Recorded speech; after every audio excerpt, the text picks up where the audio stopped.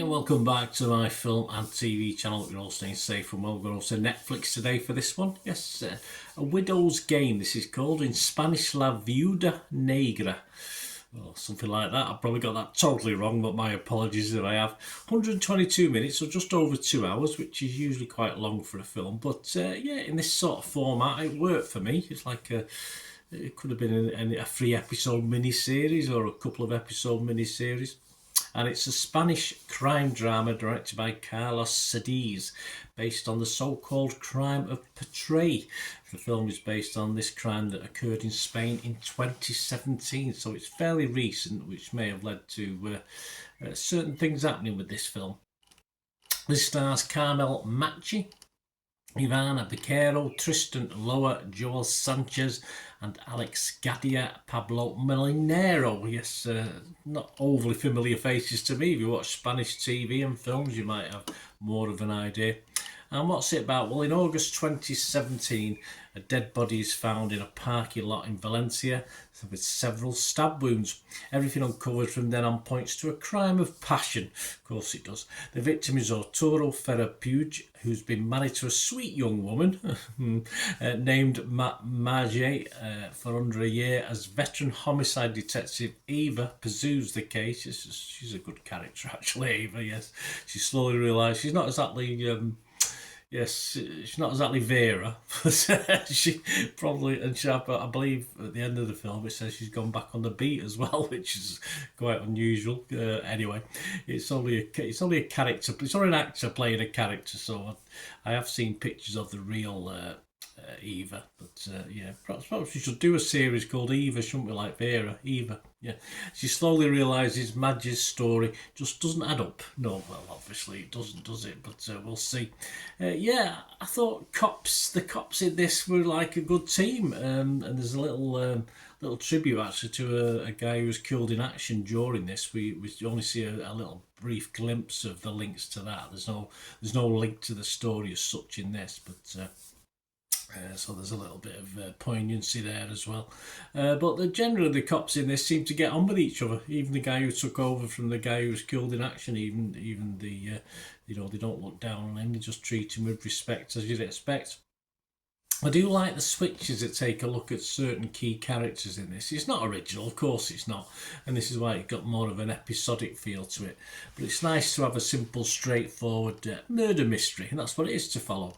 Where initially there are only a handful of suspects, probably 3 or 4. That's not a handful, is it? Handful's 5 murdered. Anyway, there's 3 or 4 subjects, and it sort of breaks from the routine police crime-solving bits, if you like. So it gives you a little bit of break from that, so it's not pure... sort of following the crime, the detectives and the crimes, trying to follow the investigation. So it just refreshes things up a little bit, makes it a little bit more interesting to watch. That's probably why the 2 hours, 2 minutes, felt okay to me. It didn't feel overly long. Of course, I watched the dub version. I didn't watch the subtitle version. So, and yes, even the dubbing is better than average, which of course all adds to the watchability. There's nothing worse than dodgy dubbing, is there, to watch on your football boots or dodgy dubbing in a film. So yeah, it all adds to the watchability. It is a simple story. It's well put together. A very easy watch for such a serious crime, of course. It's a true crime. Isabella Suarez from Collider, though, was rotten on this. Let's just see why. She said, "A Widow's Game lacks focus. The decision to follow multiple perspectives might work in an episodic format, as Cedars Campos have been massively able to do in the past, but it isn't an easy to accomplish in a feature film." Well, I thought she did it well. I think it worked. I think it worked in this. As I said, it did that episodic feel to it, but doing it like that, the multiple perspectives made it a lot fresher for me, a lot more watchable. So I'd have to disagree with Isabella on that. And Chris Joyce from Movies and Munchies, he was rotten on this as well. He said, "This contained a lot of elements that are needed to create an engaging drama, but despite their presence, the depth was missing, shallowly crafting a tale that is ultimately a dull and uninteresting watch." Now, you know, sometimes I just want a straightforward watch, and I don't think this was dull or uninteresting. It didn't throw anything at you. It fits well. I think it fits well with the true story element, of course, as well. Could it have been darker and grittier? Of course it could. But this happened just what, 8 years ago. So there's, you know, there's people around who it's fresh in the memory and will sort of bring up subjects that people want to forget, etc. So perhaps it was sort of made like this to show due respect. It's a bit quick for a film based on true events, and I thought it worked fine. I didn't think it was dull and uninteresting at all, so I thought Chris was a bit unkind there. So there you go. I like this. I enjoyed it. As I say, it's a serious subject, and obviously it's one of those that you get to see what happened at the end. I think one of the, of course, the people, it tells you how long they got in prison, etc., etc. Never long enough for taking someone's life, whatever period of time people get in prison. But yeah, I enjoyed the story as a story.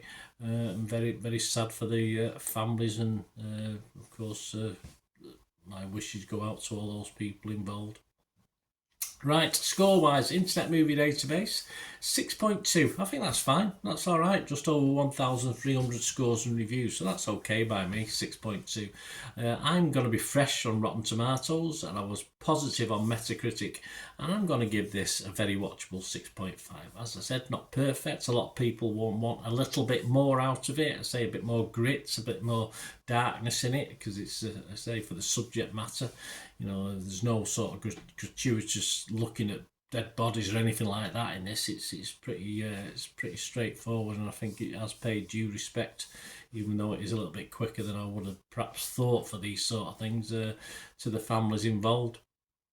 So I'm going to give this a 6.5, which is my very watchable score. And yes, I enjoyed this. Passed a couple of hours nicely, this one. Let me know your thoughts, guys. It'd be great to have your views and opinions. Of course, if you do like what I try and do on the channel, I try and give other people's views as well as my own. If you like what I try and do, want to help support the channel, all I ever ask is you keep watching and listening.